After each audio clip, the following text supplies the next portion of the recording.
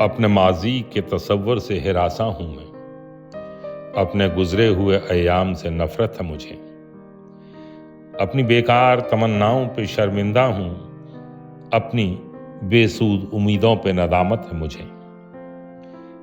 मेरे माजी को अंधेरे में दबा रहने दो, मेरा माजी मेरी जिल्लत के सिवा कुछ भी नहीं, मेरी उम्मीदों का हासिल, मेरी काविश का सिला एक बेनाम अजियत के सिवा कुछ भी नहीं।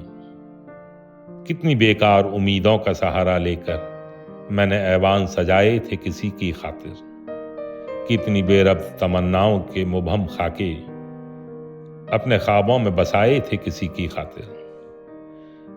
मुझसे अब मेरी मोहब्बत के फसाने न कहो, मुझको कहने दो कि मैंने उन्हें चाहा ही नहीं, और वो मस्त निगाहें जो मुझे भूल गईं, मैंने उन मस्त निगाहों को सराहा ही नहीं। मुझको कहने दो कि मैं आज भी जी सकता हूँ, इश्क नाकाम सही, जिंदगी नाकाम नहीं।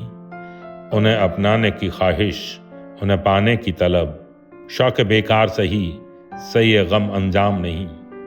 वही गेसू, वही नजरें, वही आरिज़ है, वही जिस्म, मैं जो चाहूँ तो मुझे और भी मिल सकते हैं।